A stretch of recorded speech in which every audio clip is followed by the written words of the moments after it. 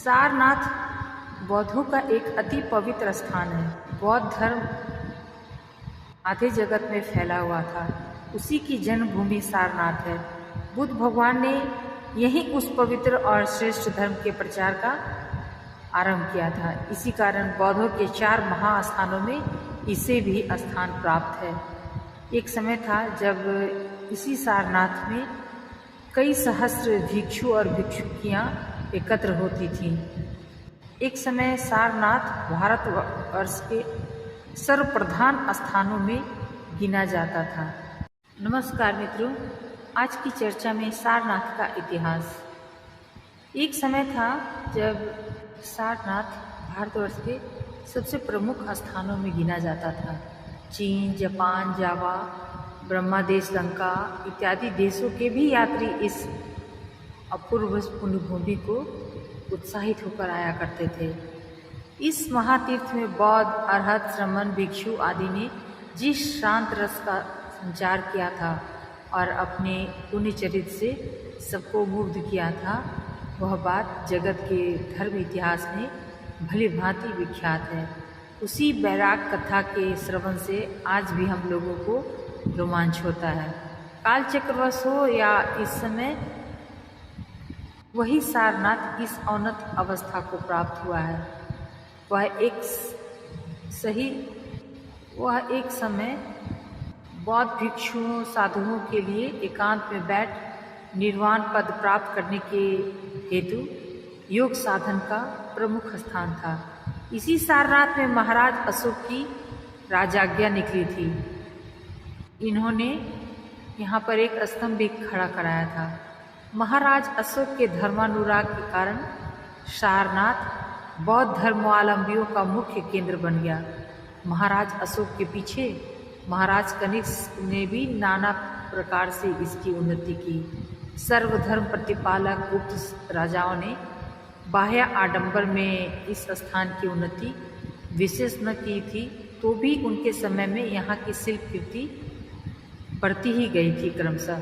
महाराज हर्षवर्धन के पश्चात बौद्ध धर्म की जो अवनति हुई है, उसकी भी चिन्ह यहाँ विद्यमान है।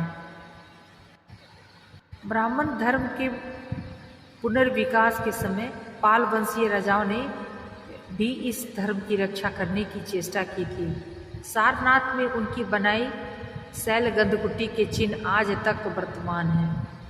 12वीं शताब्दी में मुसलमानों के आक्रमण के साथ साथ जब बौद्ध धर्म भी भारतवर्ष से विदा हुआ, तब सारनाथ का प्रधान विहार भी गिर गया। इन 1700 वर्षों में सारनाथ ने विद्या और धर्म का केंद्र होने की जो ख्याति प्राप्त की थी, उसके इतिहास को एकदम अवहेलना नहीं की जा सकती। सारनाथ का इतिहास बौद्ध धर्म के इतिहास का एक विशेष अंग माना जाता है, जिसका वर्णन क्षेत्र में करने जा रही हूँ। पुरातत्व विभाग की ओर से इस स्थान की खुदाई के पूर्व भी सारनाथ का इतिहास विद्वानों को भली भांति ज्ञात था। पाली भाषा में सारनाथ का जो इतिहास मिलता है, वह खुदाई होने के पहले भी विदित हो सकता था, परंतु इतिहास जानने का प्रयोजन न होने के कारण इस ओर विशेष प्रयत्न करने का कुछ पता नहीं चल पाता। पाली भाषा में सारनाथ को ही इसी पतन मिगदाय कहते हैं। इसकी और सारनाथ नाम की उत्पत्ति और इनके प्रचार की आलोचना यथास्थान की जाएगी।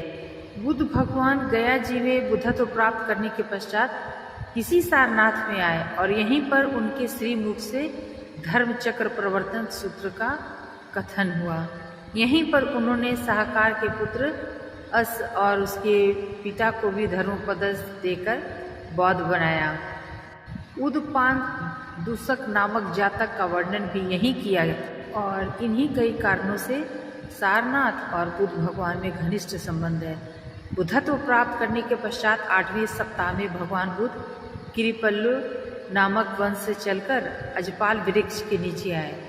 यहाँ आने पर वे अपने मन में इस बात का विचार करने लगे कि जो सत्य का मार्ग ढूंढा है, उसका प्रचार लोगों में करूं या नहीं। उन्होंने यह देखा कि मनुष्य संसार में रहकर कई प्रकार के विलासों के आदी हो गए हैं। उनके लिए कारण तत्व, प्रत्यक्ष आदि वासनोच्छेद आदि निर्वाण पद प्राप्त करने के सब उपाय निष्फल होंगे। यदि उनको उपदेश दिया जाए और उसे न समझ सकें तो यह कार्य निष्फल ही होगा। इसी प्रकार की अनेक चिंताएं उनके मन में होने लगी। अंत में उन्होंने यही निश्चय किया कि हम धर्म प्रचार नहीं करेंगे। तब ब्रह्मा सहमति ने देखा कि यदि धर्म प्रचार नहीं होगा तो पृथ्वी का सर्वनाश हो जाएगा। न सती वत भूलोको विनशति वत बीलोको। तब वे शीघ्रतापूर्वक बुद्ध भगवान के पास जाकर हाथ जोड़ खड़े हो प्रार्थना कर कहने लगे, प्रभु कृपा कर धर्म का प्रचार कीजिए जिससे अविद्या का लोप हो। अब भी बहुत लोग संसार से विरक्त हैं, धर्मोपदेश न मिलने से एकदम नष्ट हो जाएंगे इत्यादि। इस प्रकार ब्रह्मा ने 3 बार प्रार्थना की। तब भगवान ने सोच विचार कर ब्रह्मा की प्रार्थना स्वीकार कर ली। तदंतर ब्रह्मा बुद्ध भगवान को प्रणाम कर अंतर्धान हो गए। तब बुद्ध भगवान ने सोचा किसको धर्मोपदेश देना उचित है, कौन धर्म ग्रहण करने में समर्थ है। उन्हें स्मरण हुआ कि कालामो एवं उद्दक राम थे, यही उपयुक्त पात्र हैं। किंतु फिर उन्हें विदित हुआ कि थोड़े ही दिन व्यतीत हुए उन्होंने शरीर त्याग किया है। तत्पश्चात उन्होंने मन में विचारा कि पंचवर्गीय का मैं ऋणी हूँ।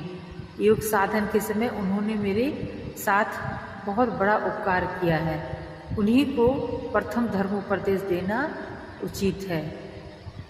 तब वे वाराणसी की ओर चले। बुद्धता प्राप्त करने के पश्चात 8वें सप्ताह में नाना स्थानों में विचरण करते हुए बुद्ध भगवान वाराणसी के इसी पतन विद्वान में पहुँचे और मार्ग में उपक नामक आजीवक के साथ उनकी भेंट हुई। उस समय पंचवर्गीय भिक्षुगण सारनाथ में रहते थे। वे बुद्ध भगवान को दूर से ही देख आपस में एक दूसरे से कहने लगे, बंधुगण आयुष्मान श्रमण गौतम यहाँ आ रहे हैं। वे बाहुलिक अर्थात बाहरी आडंबर वाले पाली शब्द से ही अधिक मतलब इसका अर्थ खुलता है, इसी कारण वही शब्द व्यवहार में लाया गया है। वे बाहुलिक एवं प्रधान विभ्रांतो हैं, यानी कि प्रधान विभ्रांत हैं। हम लोग उनको प्रणाम न करेंगे और उनके समानार्थ खड़े भी नहीं होंगे। एक आसन उनके लिए अलग रख दिया जाए, यदि उनकी इच्छा होगी तो वे स्वयं बैठेंगे। इधर जब बुद्ध भगवान उनके निकट पहुंचने लगे तो वे अव्यवस्थित चित हो उठने लगे। जब बुद्ध भगवान बिल्कुल उनके सम्मुख आ गए तब उन पंचवर्गियों से नहीं रहा गया। उन्होंने उनके पैर धोए और भगवान शब्द से ही उनका संबोधन किया। इस प्रकार के संबोधन को सुनकर बुद्ध भगवान ने उन्हें नाना उपदेश द्वारा समझाया कि मैं अब गौतम नहीं हूँ, मैं अब सम्यक संबुद्धि प्राप्त तथागत बन गया हूँ। इसी प्रकार बहुत वाद प्रतिवाद के पीछे पंचवर्गीय जन बुद्ध भगवान का असीम प्रभाव देख उनके उपदेश के अभिलाषी हो गए और धर्म मार्ग में दत्तचित्त होकर उनकी आज्ञा के पालन में तत्पर हो गए। तत्पश्चात बुद्ध भगवान पंचवर्गीयों को संबोधित कर बोले, हे भिक्षुगण, प्रव्रज्या ग्रहण करने वालों को ये 2 अंतिम मार्ग त्याग कर देना चाहिए।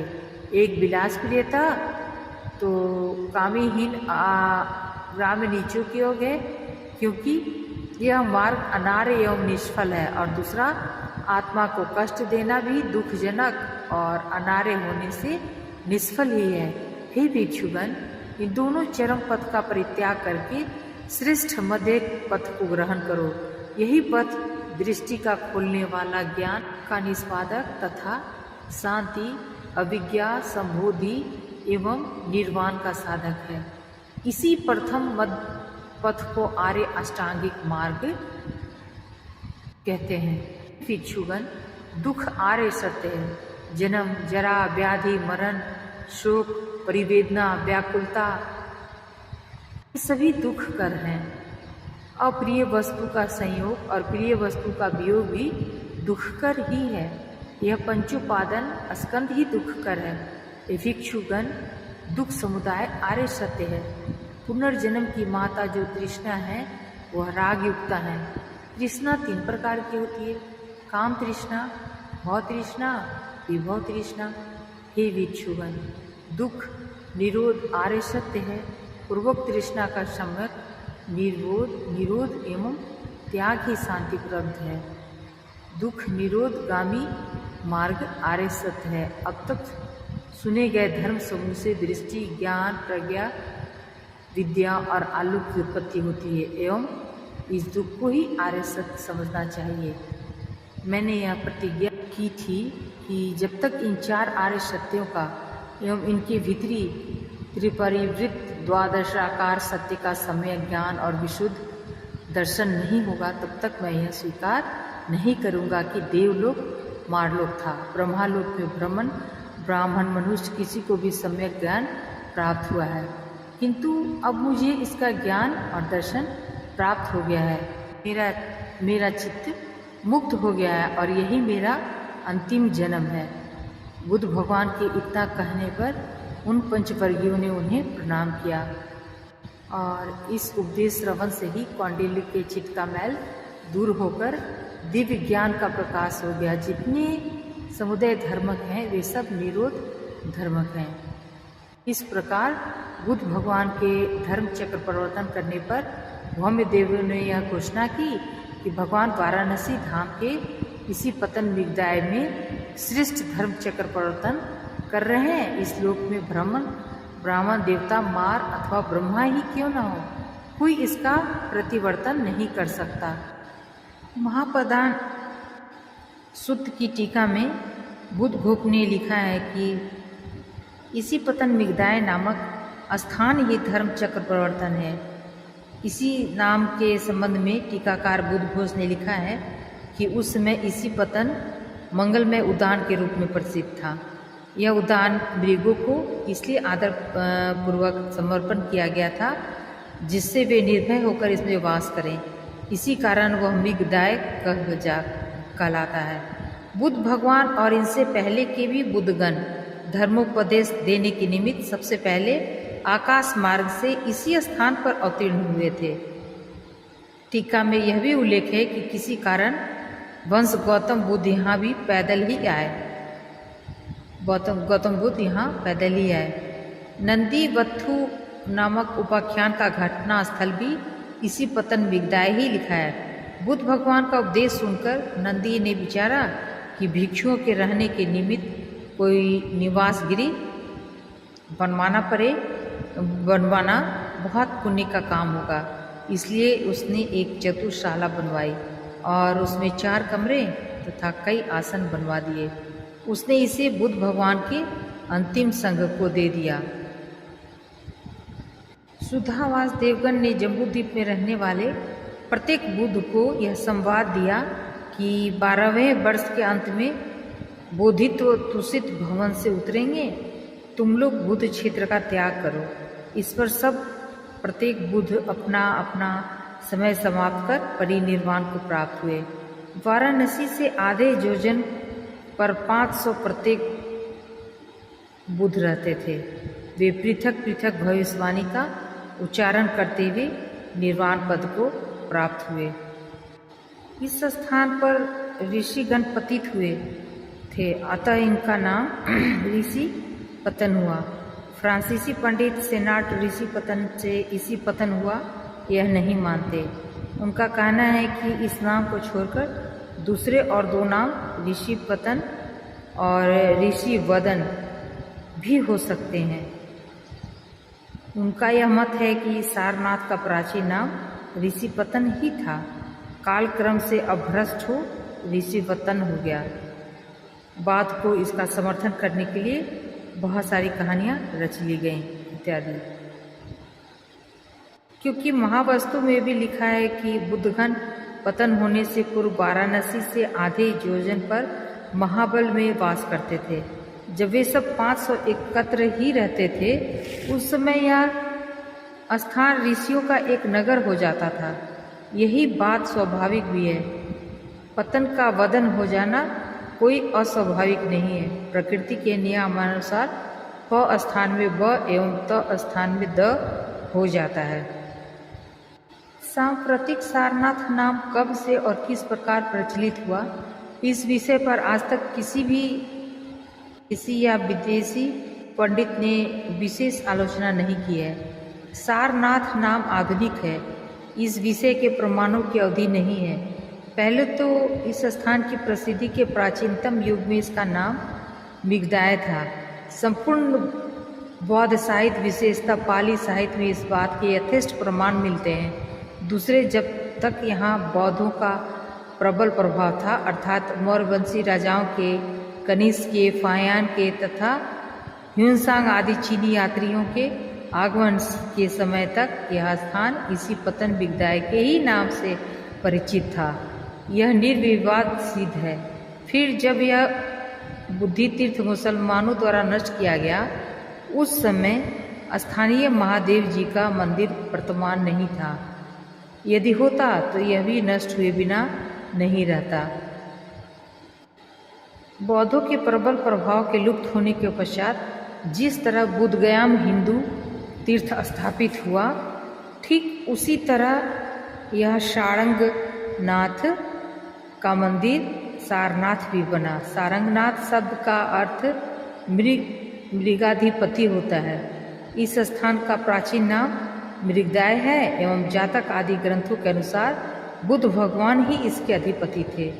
सूत्रा हिंदुओं ने स्थानीय प्राचीन स्मृति का अनुसरण कर जिस प्रकार बौद्ध के त्रिरत्न को धमाटु का रूप से ग्रहण किया था, उसी प्रकार मृगाधिपति न्यगनूद अथवा बुद्ध भगवान को सारंगनाथ महादेव नाम से पूजने लगे। यह पूजा कब से आरंभ हुई, इसका निश्चित करना कठिन है। कहा जाता है कि काशी के निकट सारनाथ विहार उन्नतिशील बौद्धों का प्रधान स्थान था। कदाचित कुमारिल भट्ट की उत्तेजना से ब्राह्मणों ने सारनाथ विहार को अग्नि से भस्मीभूत किया। कनिंघम, कीटो, तामस आदि ने इस स्थान से अजली धातु और जले हुए स्तूप निकाले हैं। यदि यह बात मान ली जाए तो यह अनुमान करना अनुचित नहीं होगा, जब शंकराचार्य के शिष्यों ने शैव मत के स्थापनार्थ बौद्ध धर्म के केंद्र स्थानों में एक एक शिव मंदिर की स्थापना की, तभी यह सारनाथ महादेव का मंदिर भी बना। अतः कहना होगा कि यह मंदिर ध्वंस 8वीं शताब्दी में बना। बहुत से पुरातत्व विशारदों ने सारनाथ के विहार का ध्वंस मुसलमान द्वारा ही माना है। इस मत के अनुसार संभव है सारंगनाथ का मंदिर सेन राजत्व काल समाप्त होने के कुछ ही पहले बना हो। काशी में राजा लक्ष्मण सेन ने अपना जय स्तंभ लगाया था। उनके वंशधर गण शैव थे। सारंगनाथ नाम का ही अपभ्रंश होकर सारनाथ वर्तमान स्थान के लिए प्रयुक्त हो रहा है।